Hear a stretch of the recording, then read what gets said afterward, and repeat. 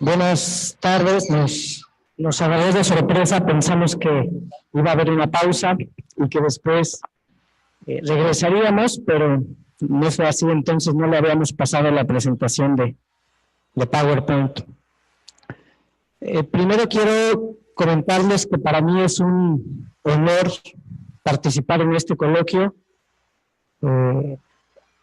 a nombre de la Asociación Latinoamericana de Medicina Social en su región México.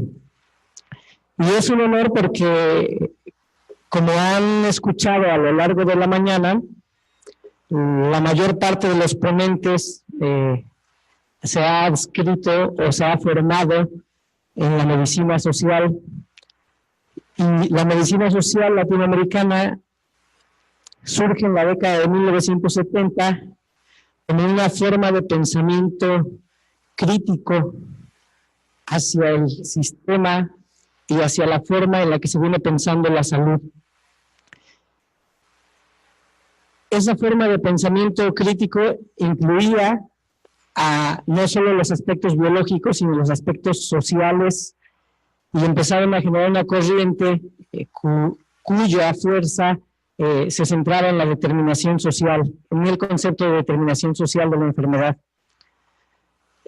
Lo que quiero decir es que traigo ALAMES, y como coordinador de ALAMES es una especie de antorcha o de Juegos Olímpicos que desde 1970 las personas han logrado mantener viva, y no solo mantener viva, sino posicionar en el ámbito ideológico. En Bolivia, la secretaria de Salud, Nila Heredia, pertenece a la corriente de medicina social. En Ecuador, el exsecretario de Salud, también Jaime Brey, pertenece a la corriente de la medicina social.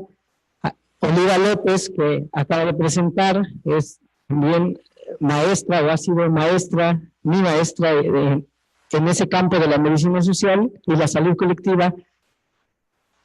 Entonces, lo que quiero decir es que estamos ante una formación de pensamiento crítico en salud que intenta permear las instituciones, la población y la salud en términos generales. Y para mí es un orgullo desde ahí. Lo que les voy a presentar es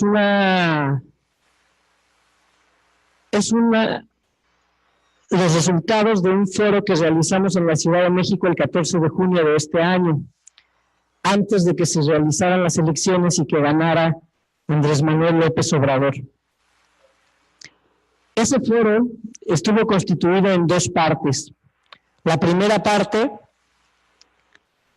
fue una panel de expertos en los que se desmenuzó primero cuál era la relación entre el neoliberalismo y la salud. Esa fue una ponencia magistral del doctor Rafael González, y hacía un análisis de todos los servicios de salud en Latinoamérica. La segunda ponencia estuvo a cargo de la doctora Oliva López Arellano, y habló de qué es eso de la determinación social de la salud y cómo se podría abordar o se debería abordar en el nuevo plan de gobierno. El tercer panel se refería al financiamiento en salud, es decir, de cuánto estamos hablando y cómo se distribuye el dinero. Estas ponencias las pueden encontrar en la página de Facebook de ALAMES, en donde se detallan todos estos elementos. Y en un segundo momento, me falta una ponencia del doctor Jorge Ochoa, el fue el que dio el financiamiento del salud público. En un segundo momento, que se llevó a cabo en la tarde, se realizó una especie de foros o mesas de discusión, en donde nosotros llevamos como ALAMES un manifiesto por el derecho a la salud para que fuese discutido por las personas y por las personas que llegaron. Asistieron alrededor de 150 personas de 17 universidades, trabajadores de distintas instancias en salud, del IMSS, del ISSSTE, Y lo que quiero decir con esta primera parte es que el foro se llevó a cabo en dos momentos. El primer momento fue el momento en el que los expertos enseñan, y el segundo, las mesas en donde los expertos escuchan. Y eso me parece fundamental con respecto a hacia dónde debería de ir un sistema de salud, en donde tendría que garantizar primero los mecanismos de diálogo con la población, sean trabajadores, sean usuarios, como le llaman, sean estudiantes, sean pasantes, porque estamos acostumbrados a que solo se dirige la palabra de un lado a otro. Entonces, esa sería la primera reflexión que quisiera dejarles, la metodología de la escucha. El segundo momento tendría que ver con la intención de realizar ese foro y de estar aquí, es posicionar el pensamiento crítico en salud que la Asociación Latinoamericana de Medicina Social ha realizado.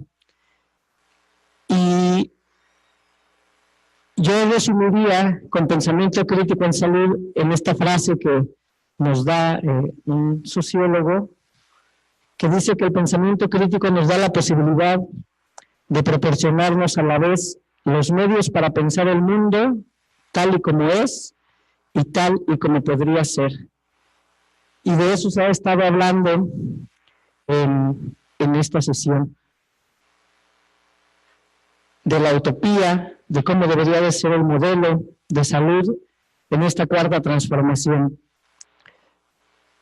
No quiero dejar de mencionar de que consideramos que es un momento coyuntural, que la cuarta transformación tenemos todos la posibilidad y yo diría la obligación moral de realizar esa cuarta transformación en todos los espacios de la vida cotidiana.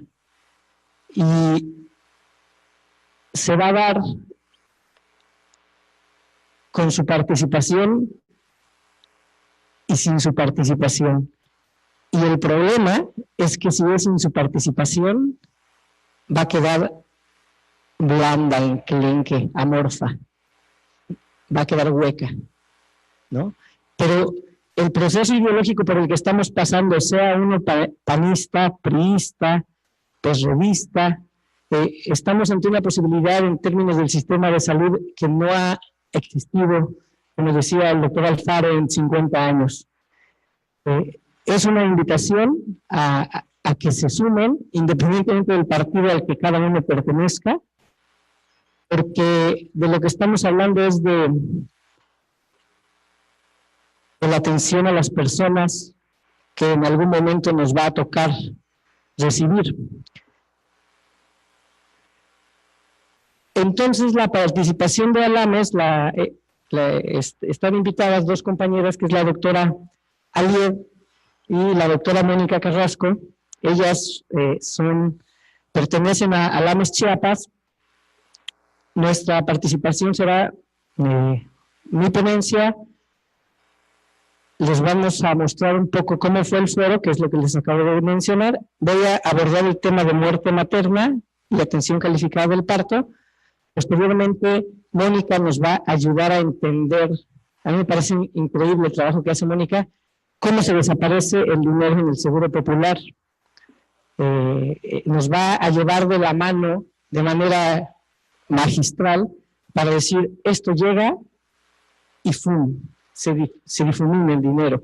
Nos va a ayudar a entender esas dinámicas y que desde luego la propuesta que tienen es entender cómo se desaparece, pero también cómo podrían generarse los mecanismos de transparencia y de anticorrupción que tanto se ha mencionado en estos elementos de la cuarta transformación. Y Alier nos va a presentar en un segundo momento el tema de la tuberculosis y en Chiapas a partir de un caso. La que sigue. Esto es lo que les había comentado de qué fue nuestro foro, el derecho a la salud en México y su atención sin neoliberalismo. Y yo lo resumiría en dos elementos que tienen que ver con lo que han dicho una y otra vez, ¿no?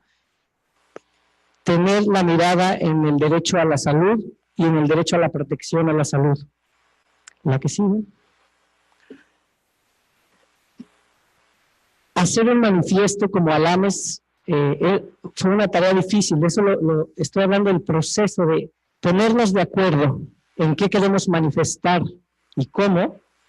En 2 páginas fue un trabajo enorme, ¿no? Porque en Alames no hay una sola forma de ver el mundo, ni la salud, ni una forma de intentar cambiarlo. En el foro del año pasado asistieron alrededor de 500 personas con ponencias, ¿no? Con participaciones. Entonces, el campo del pensamiento crítico en salud en México es abundante, pero lo que intenta hacer Alames es aglutinar a los distintos pensamientos críticos, que incluyen la enfermería, la odontología, la estomatología, los académicos, los activistas, y ese está en la red. Este manifiesto, como pueden ver, no se ve nada, pero solo quiero hablar de 3 puntos. El que sigue. Bueno, esto es de dónde partimos. Partimos de que el derecho a la salud incluye el disfrute de toda una gama de facilidades, bienes, servicios y condiciones necesarios para alcanzar el más alto nivel posible de salud. Se trata de un derecho inclusivo que no solo abarca la atención de salud oportuna apropiada, sino también los principales determinantes de la salud. Hay una discusión muy interesante porque la perspectiva de la medicina social desde la década de los 70 ha llamado determinación social. Y la Comisión de Determinantes Sociales de la ONU le llamó determinantes sociales de la salud. El problema de que hayan optado este lenguaje es que le quitan la esencia de entender el proceso mediante el cual se excluye o se incluye a la gente o a la población. Y el otro asunto tiene que ver con cómo las decisiones políticas, las que toman, desde los tomadores de decisiones hasta los funcionarios, hasta los directivos, hasta el personal operativo,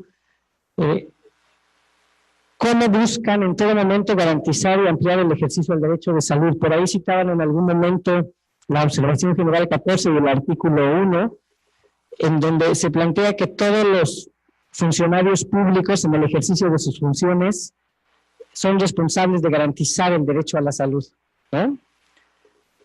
Y ese derecho a la salud incluye estos otros derechos, ¿no? Los derechos económicos, sociales, culturales y ambientales.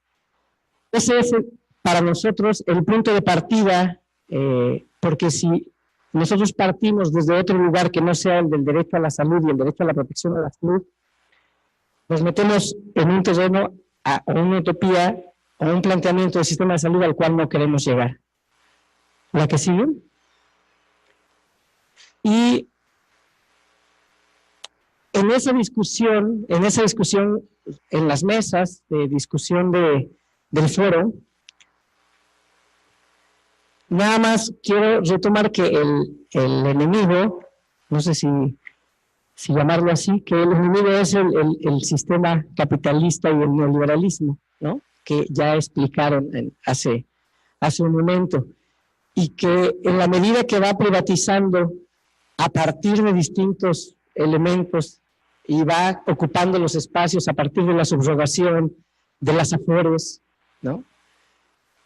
A partir de que va expandiendo el ámbito en el cual se genera ganancia, se va permeando y se va erosionando la salud de la población. Entonces, ese modo de producción es lo que para nosotros constituye las inequidades en salud. Y uno de los problemas de este foro, pero es que estamos hablando solamente del sistema de salud.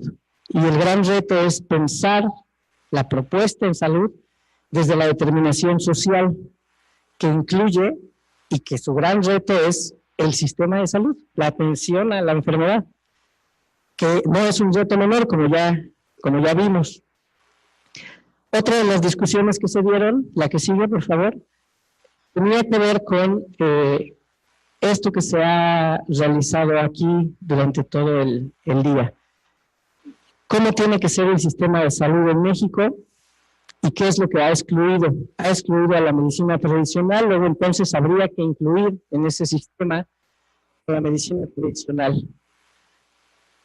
Y hay una serie de puntos que no voy a leer, solo voy a poner énfasis en 3 de los que nosotros discutimos que me parecen los centrales. La que sigue. Esta fue la mesa. Hubo 3 mesas, como les había explicado: determinación social, sistemas de salud, y la última que fue movimientos sociales y demandas individuales.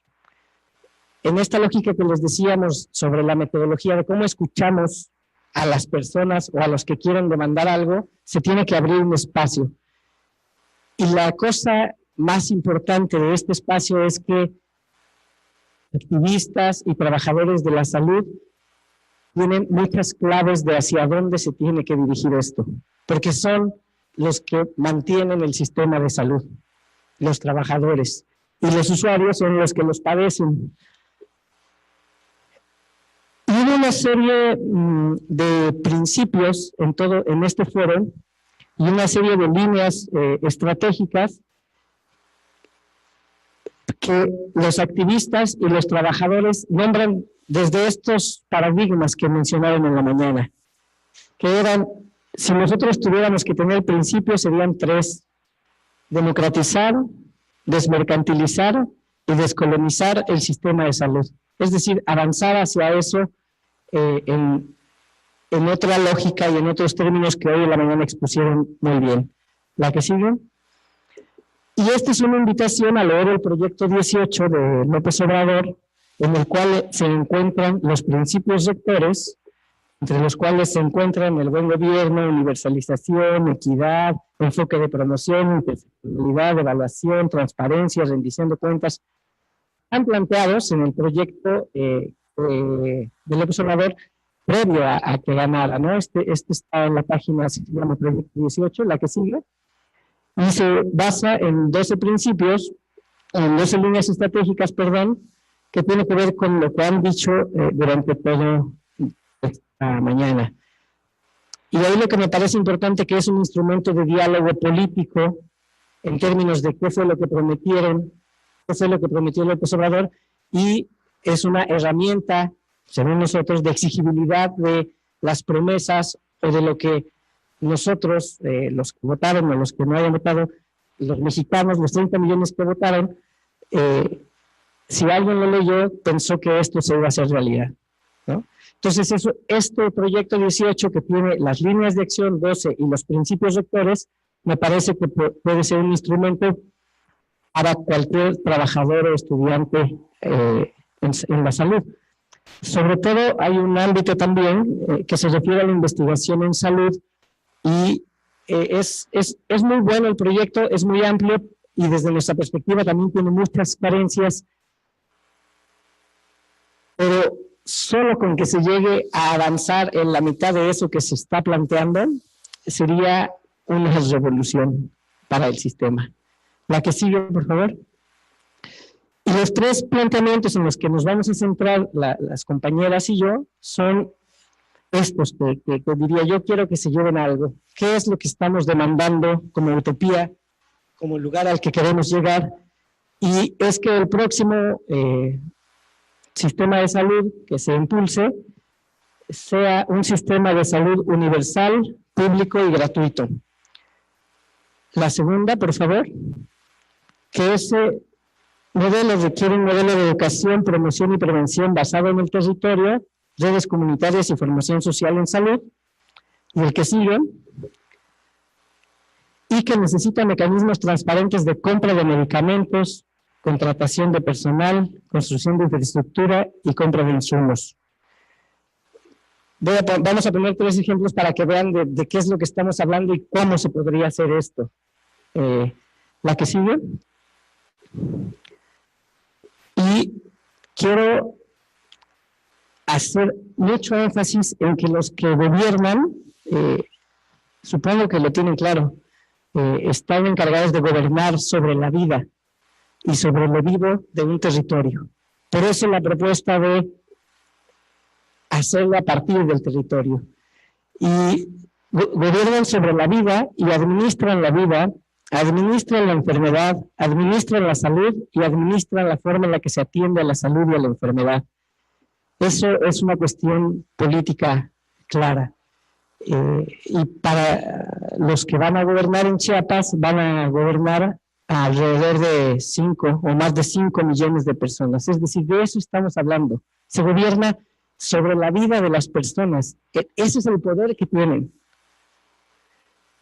Y hay que hacerlo lo mejor posible. Por eso estamos pensando, si es la cuarta transformación y está esa posibilidad, cuando menos que sepan que van a gobernar sobre 5 millones de personas, de las cuales más de 1 millón son indígenas y que tiene 12 de los 68 pueblos indígenas del país. Esto es importante con respecto a la pregunta que planteaba la compañera sobre la universalidad, ¿no? ¿Cómo poder incorporar 12 formas de entender el mundo, que sería el mundo indígena, en un sistema de salud? Y esa universalidad, el Seguro Popular la ha intentado, o más bien el gobierno ha intentado lograr la universalidad en salud a partir del Seguro Popular.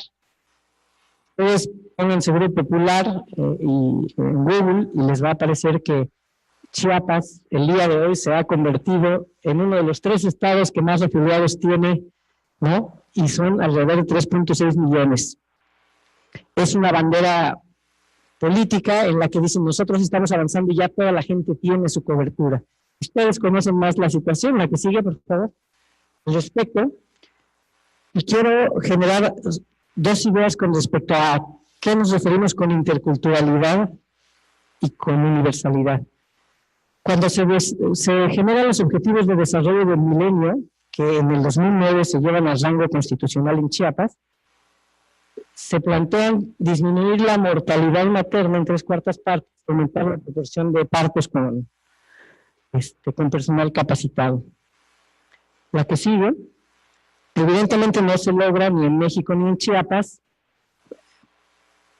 pero estos son los 2 indicadores que me van a servir para mostrarles lo siguiente. Si se dan cuenta, la razón de mortalidad en Chiapas, a partir del año 2010, se mantiene estable, disminuye y aumenta con respecto a hace 10 años. Es decir, que en Chiapas está habiendo una regresión en la disminución de la mortalidad materna. Esto es de acuerdo a la página oficial del Observatorio de los Desarrollos del Milenio de Chiapas. Esta es una diapositiva que te arroja el sistema. La que sigue, por favor. Y la atención calificada del parto en Chiapas, que es el otro objetivo de desarrollo del milenio, está compuesta, según datos que yo realicé, por médico en el año 2015 por alrededor del 50% y por partera por alrededor del 30%, 30 y tantos %.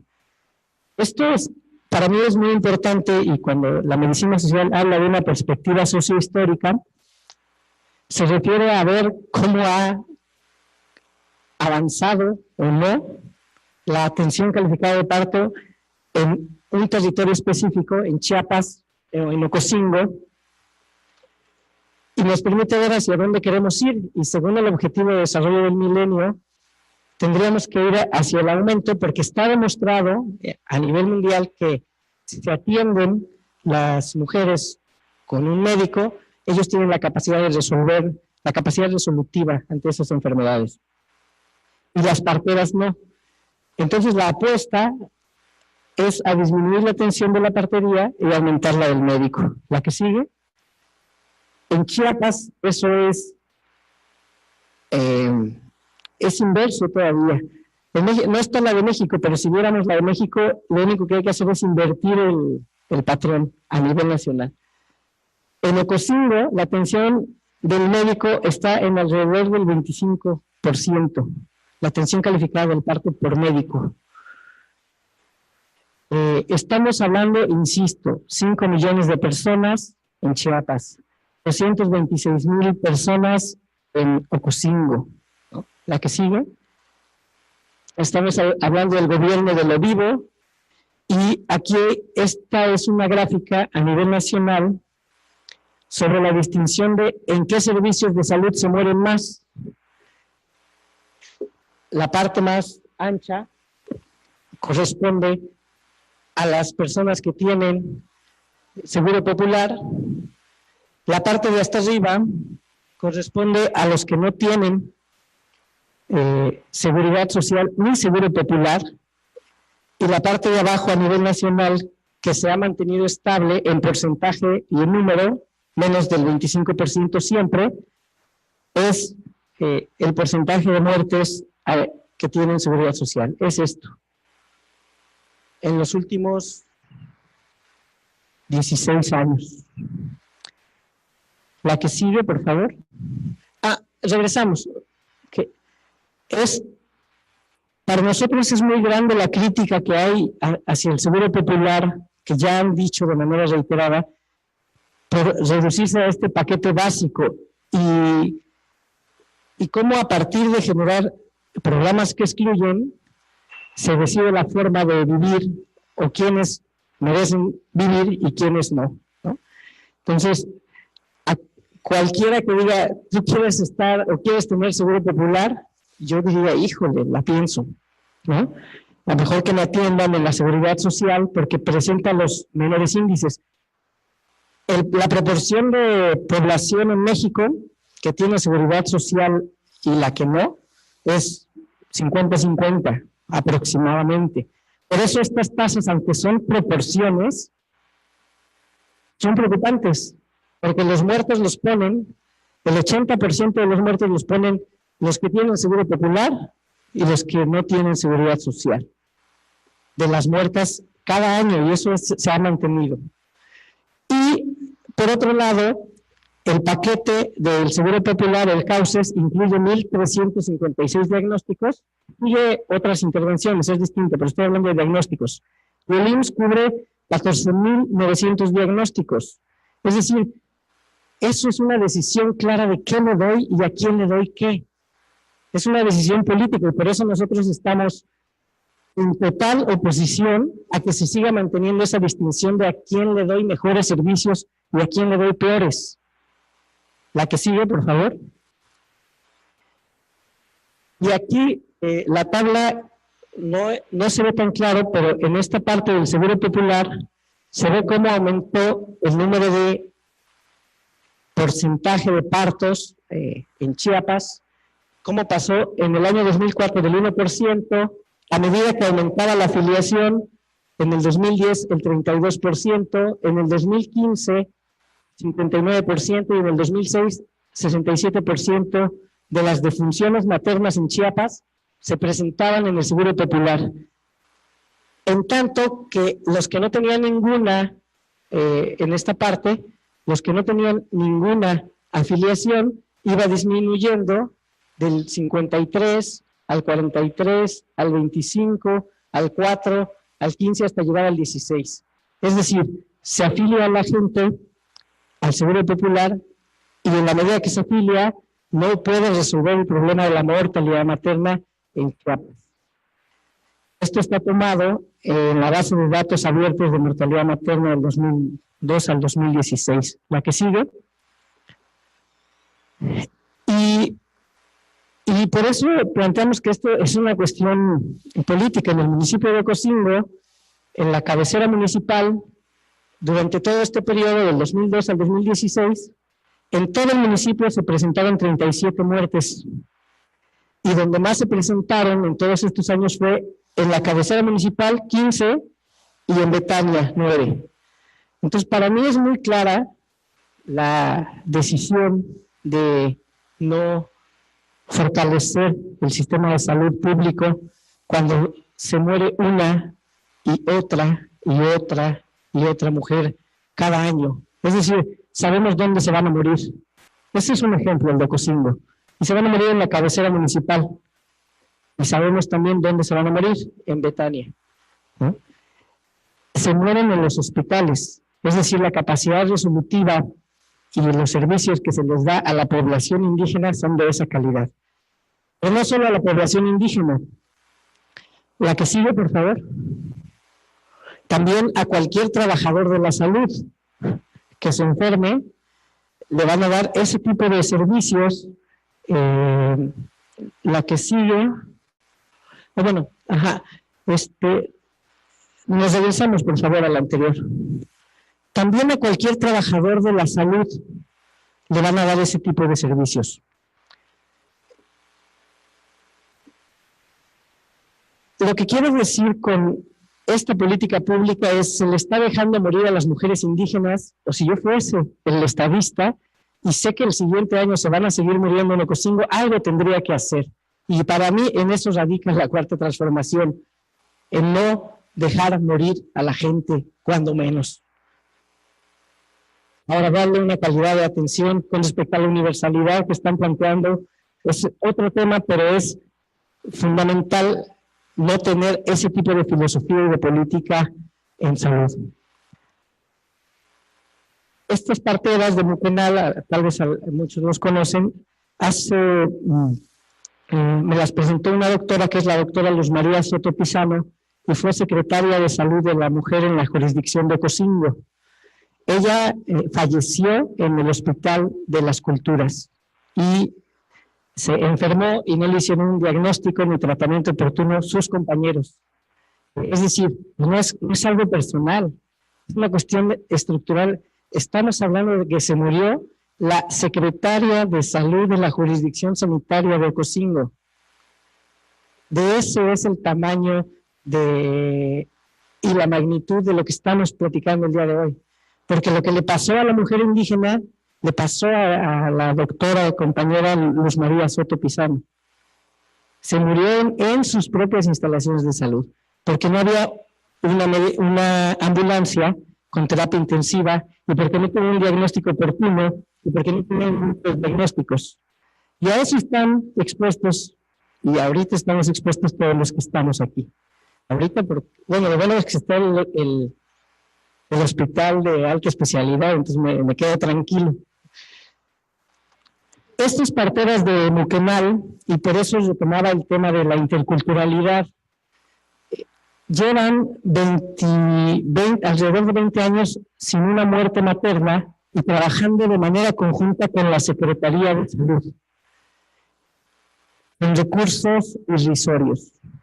O sea, ¿qué les gusta? Jabón, pinol, jergas, algodón, cordón para umbilical, ¿no? Con recursos irrisorios, pero la institución ha logrado, o ellas han logrado, que en ninguna de las comunidades en las que están se les muera una mujer, y las han logrado trasladar a tiempo.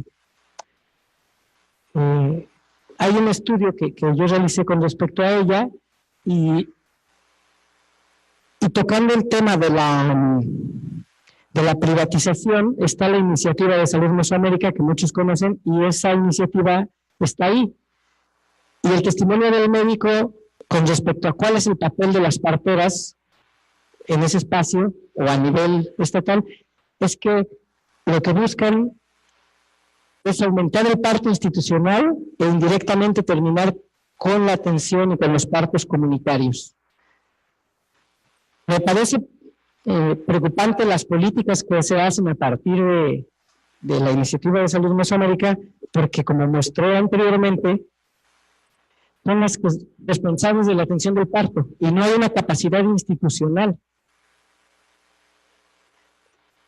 para atenderlos. Y no solo en términos de las parteras. El segundo planteamiento es con los médicos generales. La figura del médico general y de la atención primaria en salud en este ámbito, ahorita vamos a ver otro, está, como decíamos, desmantelada, está resquebrajada, está hecha a pedazos. Comentaba con Oli hace rato la escena donde López Obrador escucha a los padres de Ayotzinapa, y los padres de Ayotzinapa les reclaman los muertos, ¿no?, que no le corresponden. Y lo que ustedes van a recibir es un sistema de salud hecho pedazos. un sistema de salud que agoniza, ¿no? Esto es en Ocosingo, pero en Tapachula esto no tiene nada que ver. Y ahí es cuando plantean y dicen una y otra vez, es la territorialidad, porque ahí hay migrantes, ahí hay prostitución, ahí hay indocumentados, ¿no? Ahí la situación es otra y el enfoque tendría que ser totalmente distinto. Y ahí está la complejidad. La que sigue, hay otra experiencia, esta tiene que ver con cómo se concibe al médico pasante. Esta experiencia es la de Salud y Desarrollo Comunitario, es una organización que trabaja en Palenque, que desde 1982 envía médicos pasantes de la UAM Xochimilco a Chiapas. Aún en el conflicto armado siguieron enviando, dejaron de enviar los médicos pasantes, los de la UNAM, los del POLI, y la UAM continuó a partir de esta organización. Y hay 8 unidades médicas que desde el 2008, hay unas que desde el 95 no tienen una muerte materna. Pero el problema no es la muerte materna, aunque sí. El problema es la forma de vinculación, la pedagogía, las redes que se han estado armando. ¿Qué quiero decir con estos 2 ejemplos? Que existen formas concretas en Chiapas que están exitosas, que están funcionando desde hace más de 20, 30 años. El hospital mismo de Comitán, ¿no? Hay muchas experiencias de las cuales se puede entender o buscar el horizonte del cual estamos hablando. No es algo irrealizable. Y solo estoy hablando del tema de muerte materna, que es un tema prioritario a nivel internacional. Ahorita vamos a ver algunos inconvenientes. La que sigue. Y la otra, que no se ha tocado el tema, pero me parece fundamental, es que si estamos hablando del derecho a la salud, tenemos que hablar de la violación del derecho a la salud. Y las comisiones son las encargadas de investigar y dar seguimiento a las violaciones, y como un dato cultural, entre 2015 y 2017 solamente han emitido 28 recomendaciones, la Comisión Nacional de Derechos Humanos, por violencia obstétrica. 26 estaban relacionadas con la violación del derecho a la salud. O sea, si ustedes dicen, en México, ¿cuántas violaciones por el derecho a la salud hay? Según la Comisión en nuestros programas, 26. 22 de esas 28 violaron el derecho a la vida de la madre y el producto. 6, el derecho a la protección a la salud, y 3, el derecho a la vida y la violencia obstétrica. Eso es en Chiapas. Ahora, entre 2015 y 2016 se presentaron 1.590 defunciones en México. De esas, por eso ponía las recomendaciones, solo hay 28 recomendaciones, ¿no? Es decir, el papel de las comisiones de derechos humanos es fundamental en avanzar hacia la garantía del derecho a la salud, y puede ser un instrumento aliado para identificar elementos para actuar, pero también se puede volver un obstáculo al momento de no documentar y hacer recomendaciones al Estado. ¿La que sigue? Entonces,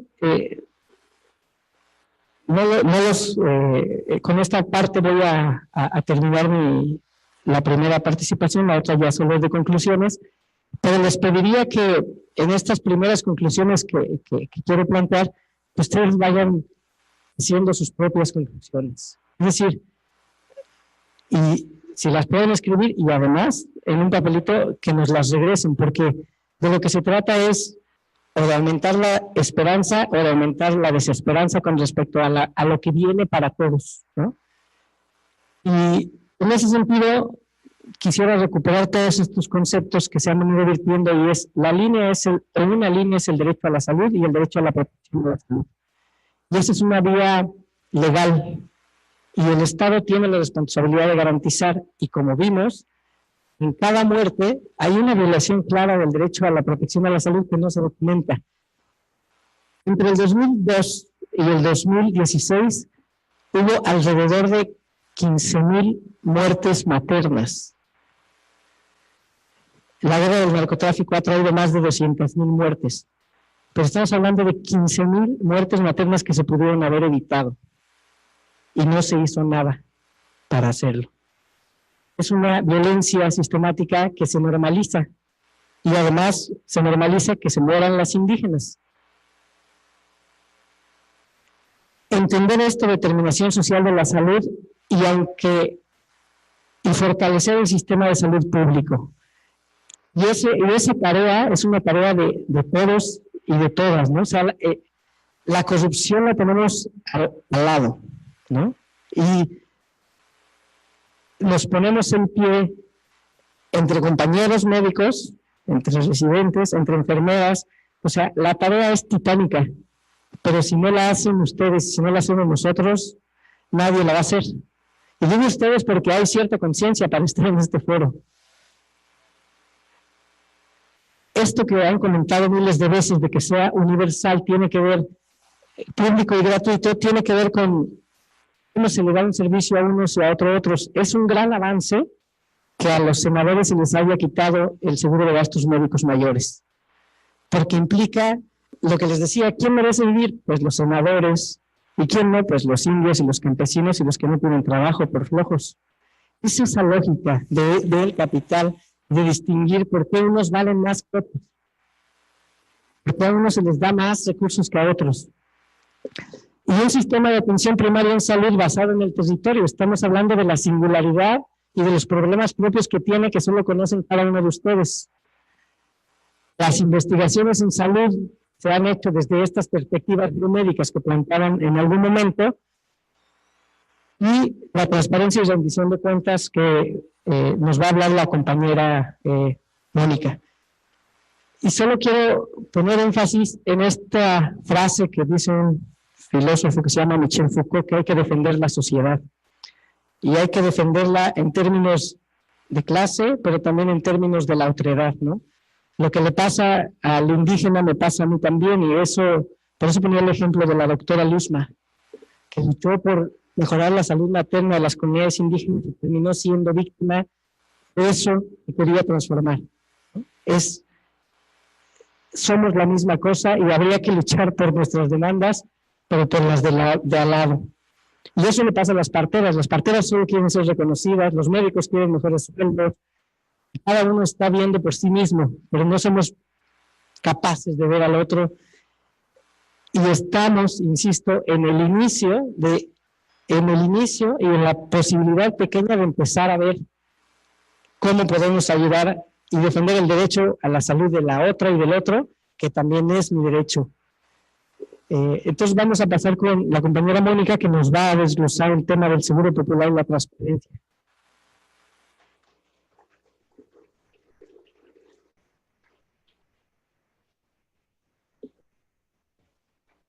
Hola, yo agradezco mucho que sigan aquí, los que están. Sé que ya hay hambre y estamos cansados. No sé si me escuchan. También agradezco mucho a Edgar la invitación a presentar estos datos, que son el resultado de más de 2 años de investigación por la dificultad de acceder a la información pública y porque son muy importantes, dado que esclarecer estos procedimientos financieros del Seguro Popular son relevantes, dado que son la principal fuente de financiamiento de las Secretarías de Salud estatales, y porque en el marco del ejercicio efectivo del derecho a la salud es indispensable saber si los recursos que vienen de la Federación, es que muy chiquito, que vienen de la Federación, llegan a la población que realmente están destinados. La siguiente, por favor. Es decir, no sé si le puedes poner la siguiente. Este planteamiento fue muy sencillo, ¿no? O sea, ¿qué tanto los recursos del Seguro Popular realmente están llegando a la población a los cuales están destinados, ¿no? Y para esto hice uso de un derecho más reciente del año 2000 de acceso a la información pública. La siguiente, por favor. En este sentido, Si bien existen debates teóricos sobre la utilidad de la rendición de cuentas, autores como Schmider ven con escepticismo los mecanismos que vinculan a los ciudadanos con los gobernantes a través de sus gobernantes. Él menciona que la interacción entre las agencias del Estado, de acuerdo a algunas reglas legales o constitucionales preestablecidas, terminan siendo pesos y contrapesos entre gobernantes y operan para ganar este vínculo vertical con los ciudadanos. En este sentido, él afirma que los servidores del Estado estarán, piénsenlo bien, permanentemente tentados a coludirse y a proteger los intereses compartidos en lugar de exponerlos al escrutinio público. Sin embargo, para emprender esta tarea, consideré importante posicionarme de manera distinta, es decir, en pro de la renovación de una cultura política. En este sentido, coincido con Perusotti en que importantes sectores de la ciudadanía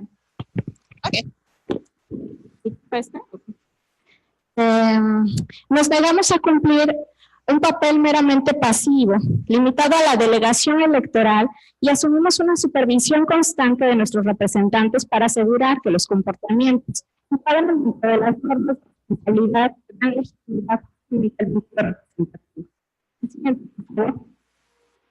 Ahora les voy a presentar los hallazgos sobre el seguimiento a los recursos del Seguro Popular en Chiapas. Específicamente, para hacer esto, hago uso de la Recomendación General 14 sobre el derecho a la salud, específicamente del periodo 2014 a 2016, así como del trabajo de campo realizado en julio y agosto de 2017 en comunidades periféricas de los Altos de Chiapas, en municipios como Tonalá, Antioquia, Zamora, Tequilitán, Mitontic, y en la Cantana del Bosque.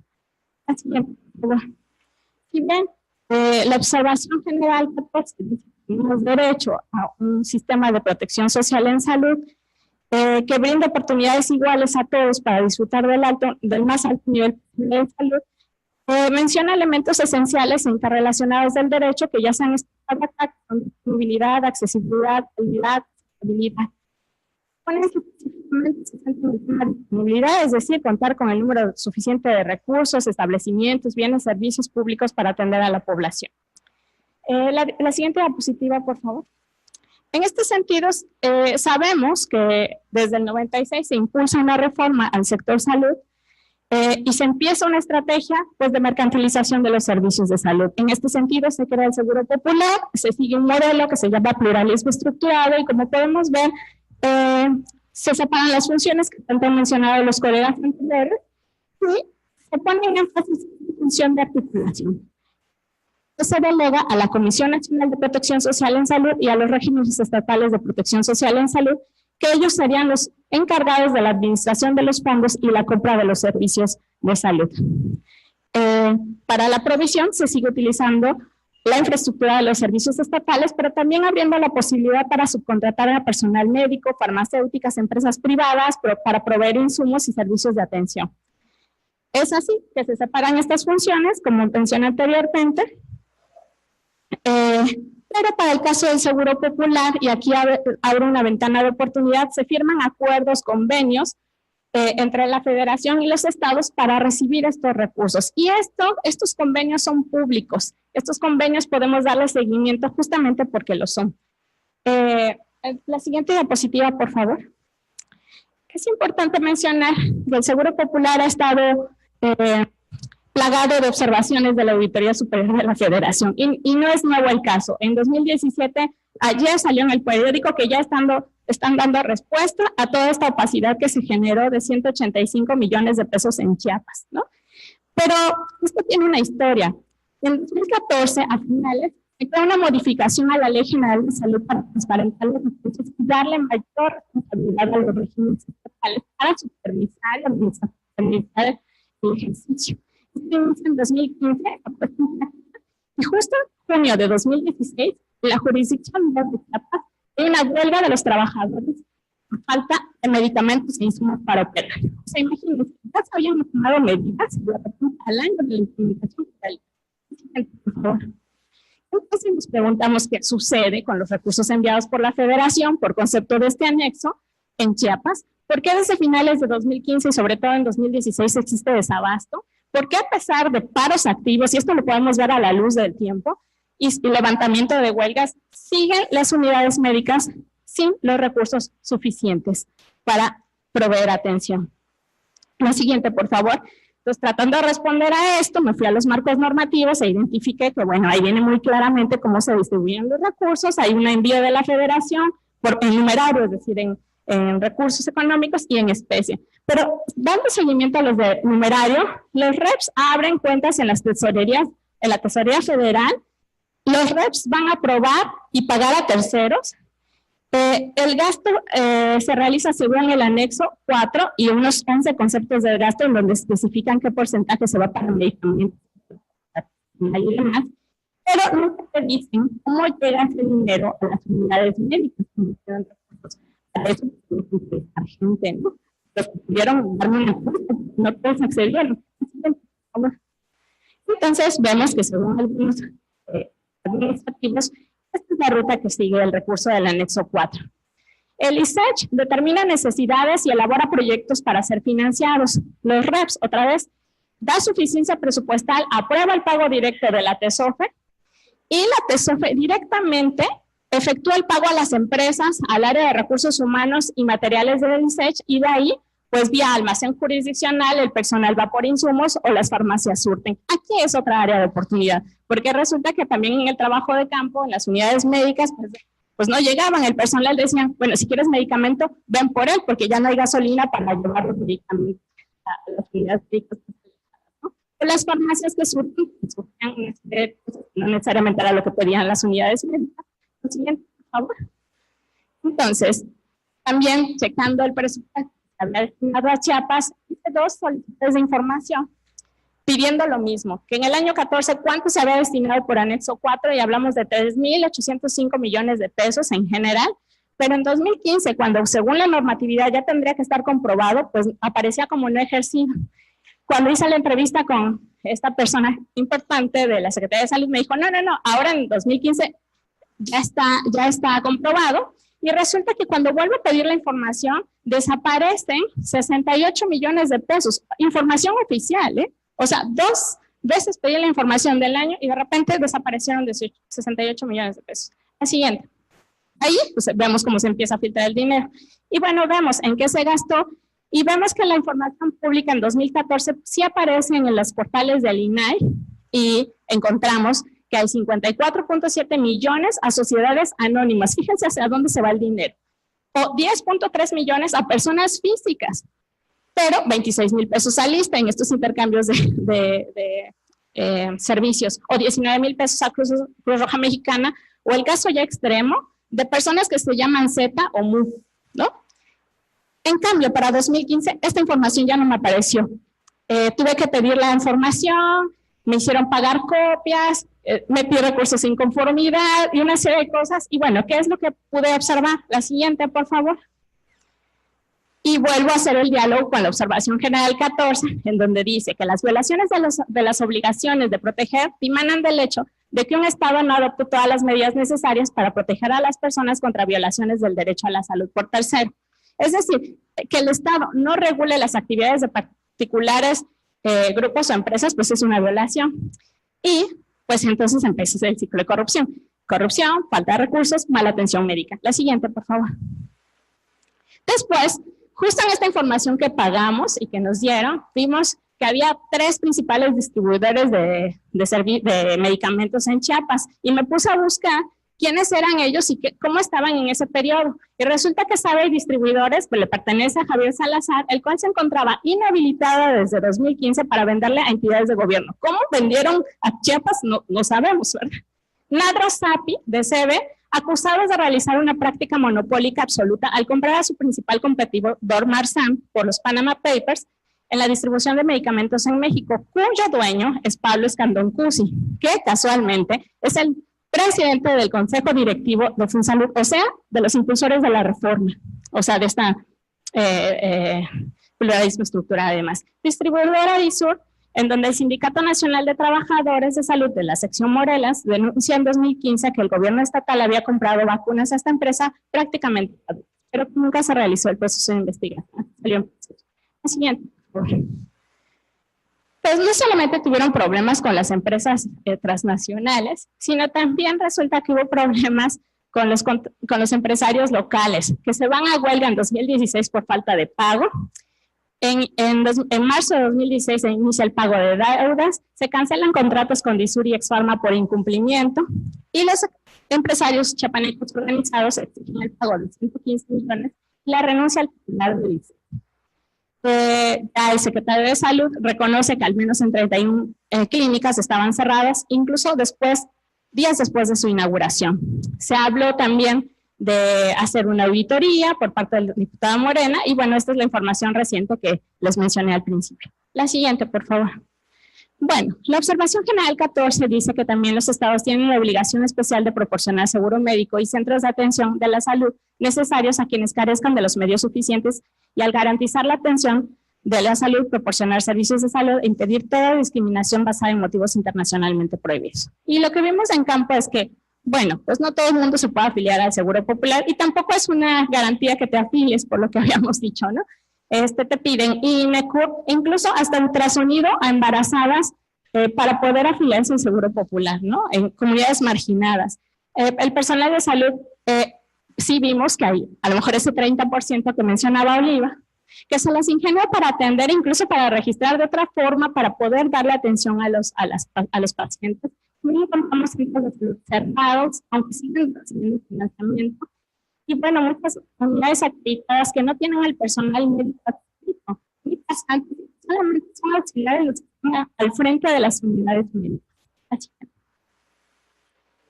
¿cómo se pueden entender estas carencias? ¿De qué manera influye que la población que atienden en estas unidades médicas no reciban los servicios justamente por estar enclavadas en municipios hablantes de lengua indígena o de muy alta marginación? La siguiente, por favor. Bueno, pues vimos que en cuanto a un recurso que se destinó con esta visión de interculturalidad, pude identificar, bueno, que hay una estructura programática en donde se pone el método de planificación temporal con DIU. La estrategia para llevar a cabo eso es incrementar acceso, promover embarazo con enfoque intercultural. La actividad general se identificaba como enlaces interculturales, y la acción específica y la programación de recursos se hizo para 11 traductores con un pago de 9,419 pesos por 10 meses. Imagínense, en Chiapas, con 30 municipios que tienen de 70 a 100% de hablantes de lengua indígena, solamente 11 traductores al año. La siguiente. Pero además, esta modalidad de contratación no solamente es para los hablantes de lengua indígena, sino en general para todos, ¿no? Y en específico, cuando fuimos a las unidades médicas, vimos que este personal indígena contratado no existe. O sea, realmente, si había alguien que hacía de enlace intercultural, pues eran los propios comités de salud que se organizaban en la localidad para poner a alguien, pero que no recibía recursos. Entonces, también hay otra fuga de recursos. La siguiente, por favor. Otra observación de las observaciones generales es velar porque la privatización del sector salud no represente una amenaza para la disponibilidad de recursos, ¿no? Y vemos el caso de la ergometrina, que ustedes saben que es un medicamento indispensable para atender una emergencia obstétrica. En 2014 se compraron nada más 27 unidades con 50 ampolletas. La distribuidora es de las que les comenté anteriormente. Y en el mismo año vimos que varió de 3 pesos con 70 centavos a 674 la compra de este insumo. Imagínense. La siguiente, por favor. Bueno, y también identificamos que la crisis de desabasto no era homogénea en todas las unidades médicas, ¿no? Siguiendo el caso de la ergometrina, por ejemplo, 2 centros de salud en Mitontic, 2 en Panteló, 14 en Chenaló y 2 en El Bosque se encontraban en desabasto. Sin embargo, los que sí tenían abasto era 1 de 5 en Sinacantán, o sea, 4 estaban en desabasto del mismo medicamento, o 1 que sí tenía de 14 en Chamula. La siguiente. Bueno, vemos que para concluir, toda persona víctima de una violación del derecho a la salud deberá contar con los recursos judiciales y apropiados para tener derecho a una reparación adecuada y garantía de que no se repitan estos hechos. Y vemos también con pena que el Estado no ha adoptado las medidas necesarias para proteger el derecho a la salud. Tampoco regula las actividades de particulares. Y bueno, en este juego de la información, de que se da la información pero a la vez no se da toda la información, o te hago pagar por la información y no te la hago accesible, pues se vuelve una transparencia opaca. La siguiente. Pues la distribución de los recursos, como les mencioné, depende de varios actores y se van generando dinámicas complejas que hacen que algunos centros de salud sí tengan algún abasto de medicamentos y otras no, aunque hay recursos para enlaces interculturales, en la práctica no se contrata. Y nos preguntamos entonces, ¿quién se beneficia con esta forma de administrar los recursos en salud? ¿Los empresarios? Vemos que no, porque también quedaron en deuda del Estado con ellos, o los tomadores de decisión, o ambos. Lo que sí queda claro es que la población es la menos beneficiada de esta forma de administrar los recursos. La siguiente. Y bueno, si bien la protección financiera del Seguro Popular no ha logrado los resultados para mejorar la eficiencia en el manejo de los recursos, la falta de insumos sigue siendo actualmente, como lo dijeron anteriormente, una realidad en Chiapas. ¿Y por qué? Si esta forma ineficiente se mantiene a pesar de los señalamientos de la Auditoría Superior de la Federación. Y me pareció muy, muy ejemplar esta caricatura de Rocha, en donde dice, bueno, ahí está la Auditoría Superior de la Federación, y dicen los de arriba, ¿no? Uy, qué miedo, ya les salieron dientes de leche. Pues sí, porque en realidad no hay mecanismos vinculatorios para que la auditoría no pase de recomendaciones, ¿no? La siguiente, por favor. Pero, bueno, tengo un ejemplo un poquito más esperanzador de algo que hicieron los chicos de Artículo 19, que también tiene que ver con lo que recomienda Perusotti, de conformar equipos de vigilantes permanentes para reflexionar sobre los modos en que se puede mejorar la calidad y la distribución de los recursos, ¿no?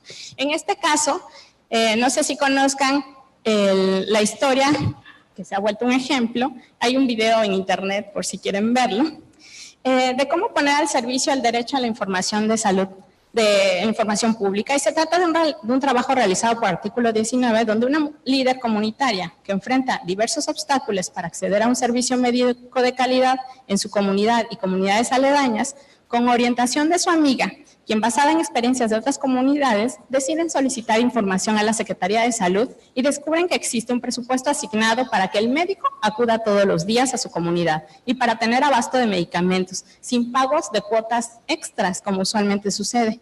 Y con el apoyo de la asamblea, demandan que el médico se presente a trabajar, que exista abasto de medicamentos, y esto nos plantea retos interesantes para la organización comunitaria, pero también creo que podremos extrapolar estas experiencias de derecho a la información a otros grupos. Los médicos también podrían solicitar. En las entrevistas que hice, pues no todo el mundo tiene claro cómo llegan los recursos, por qué no funcionan estos mecanismos de solicitar tantos medicamentos y no lleguen, y cómo inconformarse. O sea, creo que podemos hacer uso de este derecho de la información pública, pero la siguiente sería: el gran reto es conseguir que la nueva clase política y los representantes institucionales, quienes se niegan a procesar dichas demandas en pro del mejoramiento institucional, lo hagan.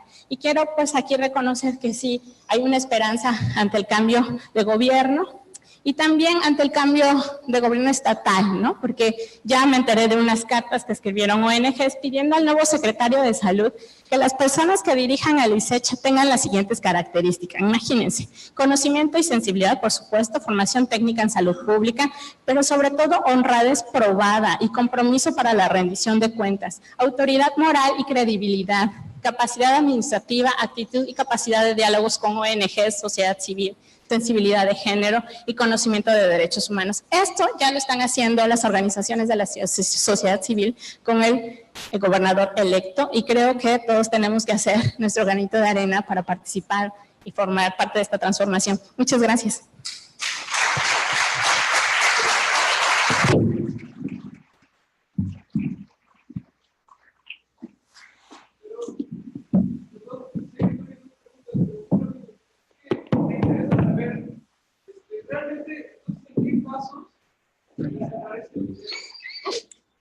Eso creo que tiene que decírtelo después. ¿No? Vamos a avanzar porque tenemos otro ponente detrás de mí y ya es tarde y ya sabemos que están cansados. Agradecemos a los jóvenes que todavía persisten.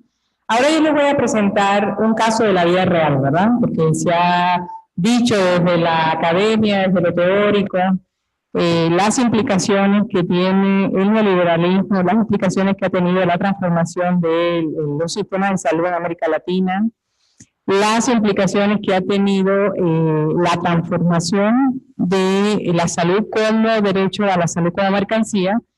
Se ha cuestionado el papel del Seguro Popular y se ha hablado mucho de la necesidad de la construcción de un sistema de salud único y universal, ¿no? Entonces, yo ahora les voy, esto no tiene que ver con la película que se llama La Tarea, que por eso les recomiendo la película, pero vamos a hablar un poco de un caso muy reciente. No voy a hablar exactamente de la tuberculosis, voy a hablar de la expresión en la vida cotidiana de todos estos elementos que ya le he dicho aquí en Chiapas. Entonces le puse a mi presentación La Tarea. La siguiente, por favor. Bueno, esto para no olvidarnos que en Chiapas ser mujer es casi un oprobio. La siguiente. La siguiente. Bueno, María. ¿Quién es María? Vamos a hablar de una mujer. La siguiente. María es una joven celtal de 21 años que vive en el ejido Miguel Hidalgo en Ocosingo. Ella es ama de casa, es una mujer analfabeta, es monolingüe. A pesar de que tiene muy poca edad, muy corta edad, ya es madre de 2 hijos. Su hijo mayor tiene 18 meses. Su segundo hijo tiene 11 días de nacido. María es una mujer que está cursando por el puerperio. Ella se atendió su parto en la casa, no recibió asistencia por nadie de los servicios de salud. La siguiente. Cursó todo su embarazo sin control prenatal, a pesar de que está afiliada al sistema de protección social de salud. Su microrregión es atendida por una caravana tipo 0 y estas personas pues nunca llegan a la comunidad. La siguiente, por favor. Pero ¿dónde está ahora María? Bueno, María en este momento, ahora se está muriendo, ¿verdad? Está muriendo en el Hospital de San Carlos, en Altamirano, y ella llegó el 1 de octubre. Ojo, es una mujer puérpera, ¿verdad? Es decir, todavía está en puerperio. El 1 de octubre al Hospital de San Carlos, está en su puerperio inmediato, con una insuficiencia respiratoria, deshidratación aguda, anemia, una desnutrición importante, falla inminente de la función respiratoria y refiere que tiene tos desde que inició el embarazo, ¿verdad? La siguiente. Bien, ¿de qué se muere María? Este es su rayos X al ingreso al Hospital de San Carlos. Bien. Y yo le preguntaría de qué se muere María. La siguiente. Bueno, si nosotros pensáramos en una respuesta fácil y rápida, diríamos, bueno, María se muere de tuberculosis, ¿verdad? Como se mueren en el mundo casi 500.000 mujeres todos los años por tuberculosis, que además es una causa que supera a todas las causas de muerte materna. Sin embargo, María se muere realmente de abandono, de injusticia, de inequidad y de discriminación. La siguiente. Se muere de una crisis de un sistema vital que falla en todos sus eslabones. Bien, ¿y por qué puse un sistema vital? La siguiente. Bueno, porque se supone que el proceso vital humano es una capacidad, ¿verdad?, que permite que los seres humanos se desarrollen para responder eficazmente pues, a los retos de la complejidad cotidiana, ¿no?, que genera poder para controlar el propio proceso vital, disfrutar en plenitud de la mayor duración posible de la vida con calidad y que nos debe dar autonomía. Eso es lo que esperaríamos de un proceso vital saludable. La siguiente. Entonces, es la falla de un sistema vital en crisis. Y esa falla de ese sistema vital en crisis en lo inmediato falló a nivel individual, a nivel familiar, a nivel comunitario. Bueno, hemos hablado de la importancia de la construcción de la salud desde lo individual y desde lo familiar y lo comunitario, porque a María no le permitió entender que estaba gravemente en riesgo su vida. La familia no tuvo los recursos quizás para movilizarse, ni siquiera tampoco la comunidad. La siguiente. El sistema de salud, en lo inmediato, de las redes de servicios, de la capacidad de la resolución de los sistemas de servicios, sin cobertura, sin acceso, sin respuesta a la demanda de la urgencia, incapacidad real y simbólica de atender las demandas de salud de la población, porque sin duda, el sistema de salud está desfinanciado, el sistema de salud está desangrado, bien, pero también a María San Carlos pidió y lleva pidiendo varios días su traslado inmediato para varios hospitales de la red de atención de este estado y todos han negado la atención, diciendo que no son capaces de atenderlo o que no tienen recursos para atenderlo y derivando a uno y otro con la negativa de la atención. Yo les quiero decir que yo hablé ayer con el doctor de San Carlos y yo le tuve que decir que quizás era mejor que se luchara por la vida de María en San Carlos, porque con mucha probabilidad, si lo llevaban a las culturas, podría morir, por varias razones. Porque no hay nada. Es decir, las personas tienen que comprar todo, y entonces para la familia implicaría el gasto de la compra de lo básico, ¿verdad?, para el sostén de la vida, el gasto de que la familia se sostenga en un lugar que es lejano a donde ellos viven, y por tanto quizás tomarían la misma decisión que tomaron como la niña de tu ejemplo, de regresar a casa porque no pueden sostener la estancia hospitalaria y de la familia, ¿no? Entonces, los hospitales cometen la tremenda, yo diría, la tremenda crueldad de decir que se da alta por máximo beneficio, ¿verdad? Es algo que debemos eliminar de nuestro discurso médico. Porque además tenemos un sistema que es racista y porque es discriminador. Tengo que decirle, doctor, el que puso el ejemplo de la niña, que su temor a entrar a los servicios de salud de este estado, no creo que le fuera igual a María. Usted es un hombre blanco, ¿verdad? Es un hombre que pertenece a un estrato social en este país, es un hombre que goza de ciertos privilegios a los cuales quizás renuncia de alguna manera, pero ahí están, son visibles.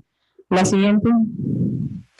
A lo largo de toda la vida de María, ¿cuál es el fallo, verdad? El fallo comienza quizás desde que María nace, desde lo estructural y lo estructurante, ¿no? La marginación y la exclusión social, el hecho de que es una mujer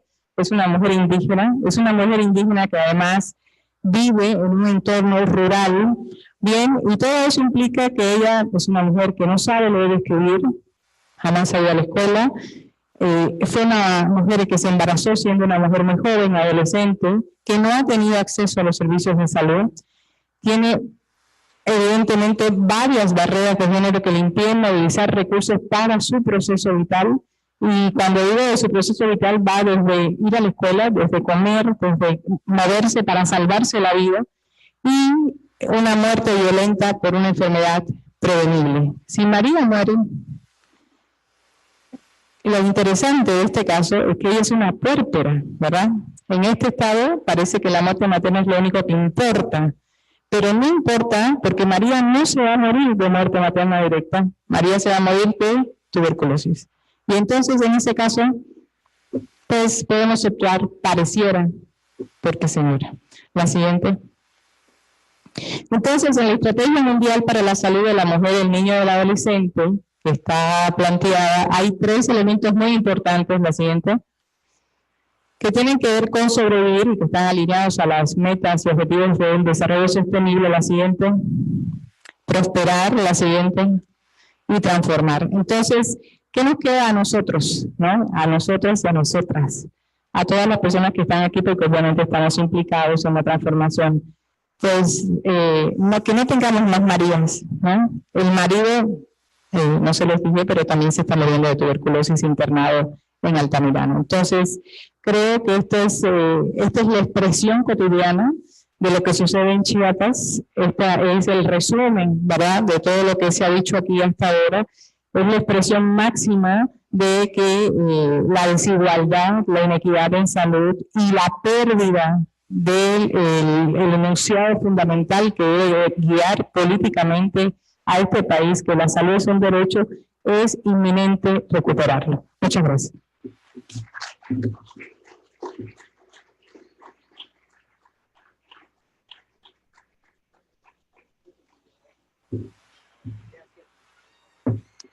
Pues eso es lo que queríamos compartir como Asociación Latinoamericana de Medicina Social, un panorama y varias experiencias sobre lo esperanzador que puede ser el momento político en el que estamos.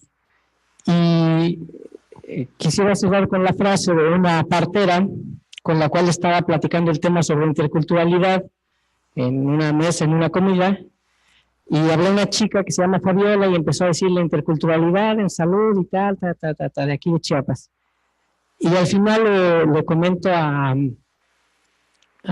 esta, yo creo que el video ya no lo vamos a pasar, dura 2 minutos, pero es de las parteras de Muquemal, ya no lo pasamos para terminar, porque ya estamos cansados. Y la partera mayor dice, ¿tú qué opinas, Carmen? Es una partera maya. Y ella dice, yo opino lo mismo que las chicas y que mis compañeras, que está de la chingada y que tenemos un sistema fracturado. Y que lo mismo que a ella le pasa, a mí me pasa, porque en ese camino caminamos. Y es desde ahí, desde donde les invito, les conmino a que y nos organicemos para lograr mejorar las condiciones de este estado y de este país. Gracias.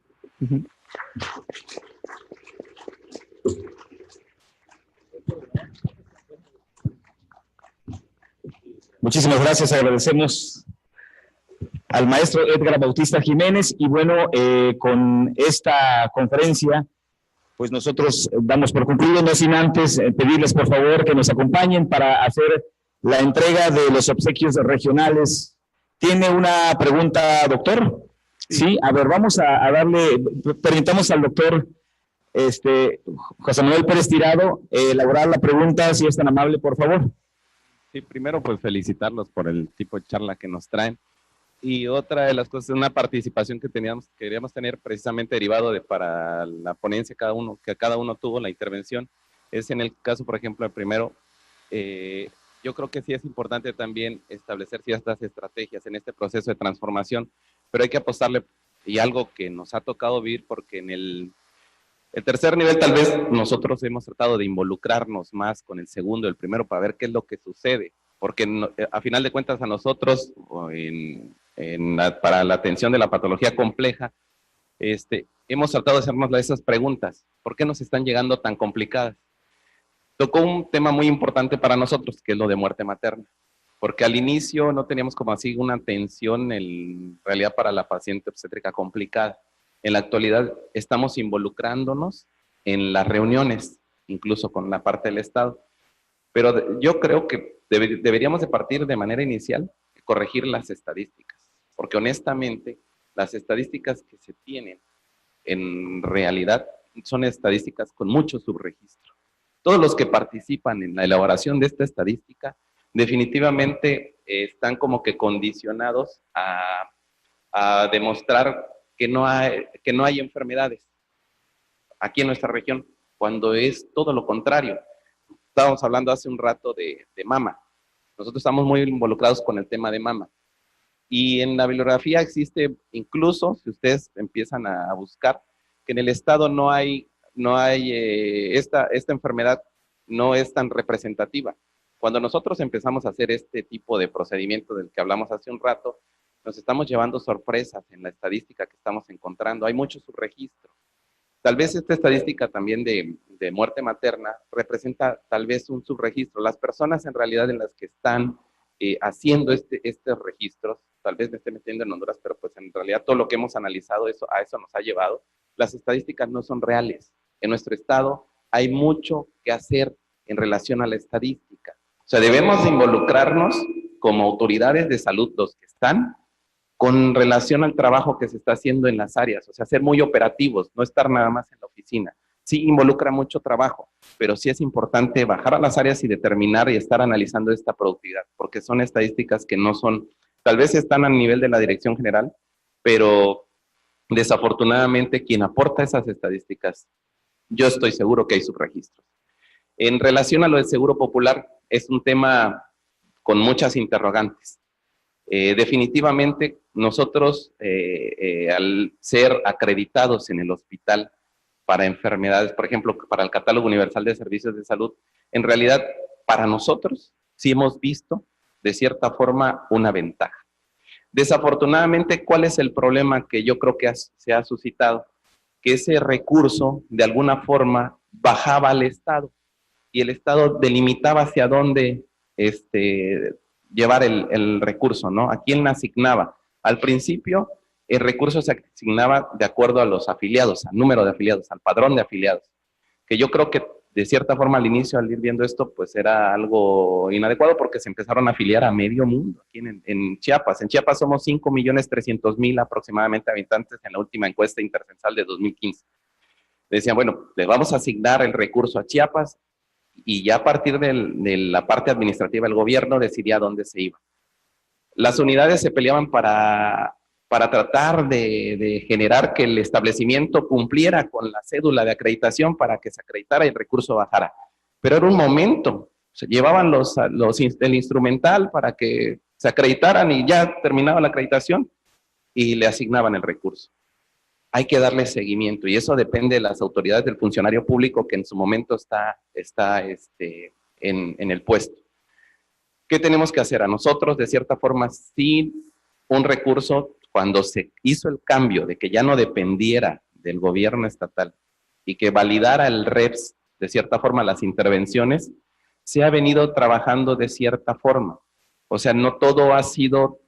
Una de las ventajas es que no dependemos quizás directamente del Estado. Somos parte de la federación.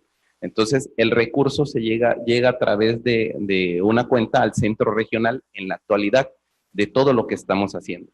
¿Qué pretendemos? Que ese recurso obviamente se invierta en la infraestructura hospitalaria y en los insumos para tener nosotros la oportunidad de brindar esa atención.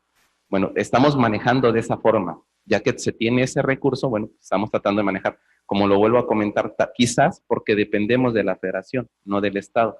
Tendríamos que hacer un lazo con el Estado, definitivamente, para fortalecer algunos mecanismos de atención.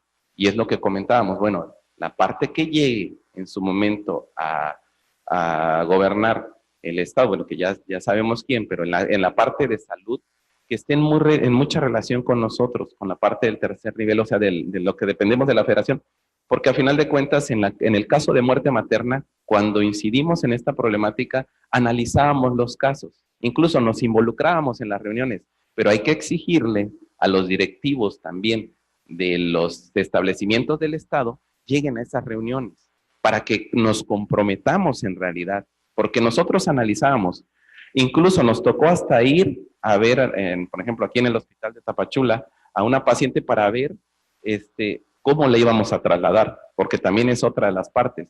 No tenemos en el hospital obstetricia como tal. Entonces, ¿qué hacíamos con la red que tenemos con el Estado? Decíamos, bueno, tú resuelve la parte obstétrica y una vez que resuelvan la parte obstétrica, entonces nosotros captamos a la paciente porque podemos darle la atención en la posterior.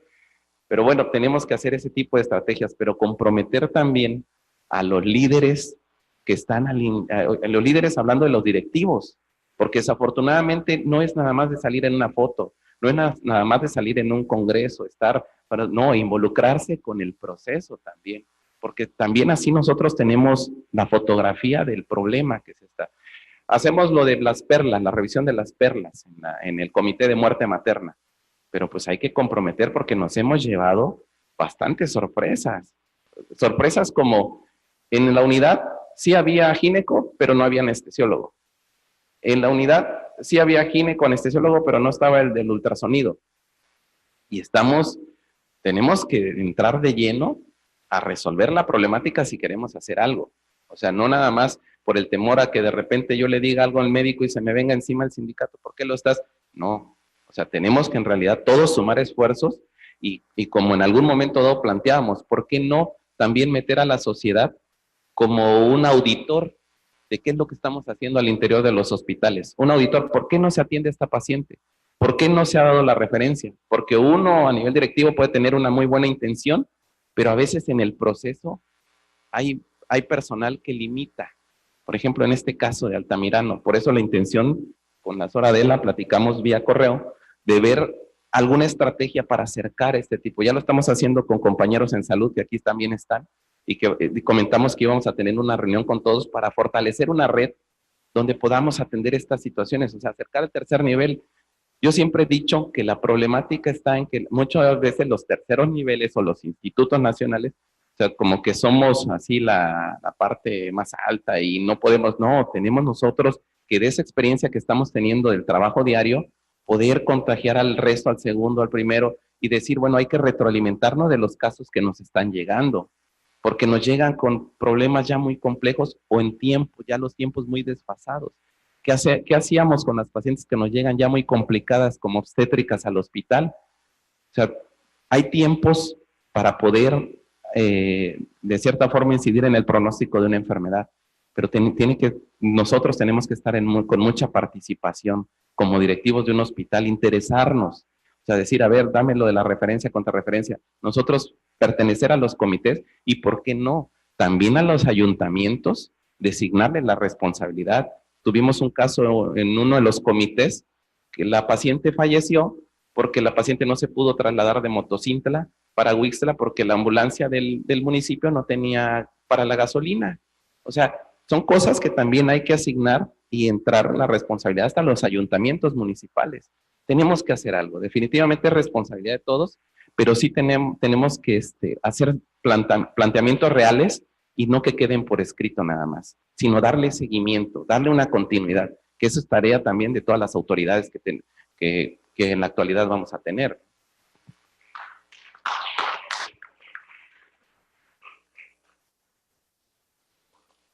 Tenemos un comentario más del doctor René Estrada. Por favor, si es tan amable de trasladar el micrófono para él. Un comentario más, una pregunta.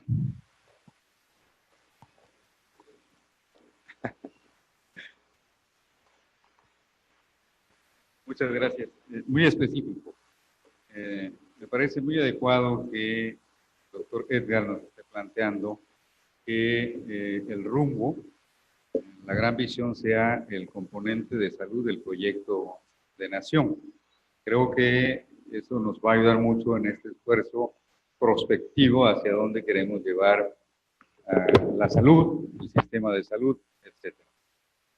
Voy a leer nada más una parte que dice: la cobertura limitada del Seguro Popular deja en un estado de desprotección a la población que no goza de seguridad social laboral y que padece alguna enfermedad no cubierta por la póliza de dicho seguro. Esto representa uno de los grandes desafíos del México actual.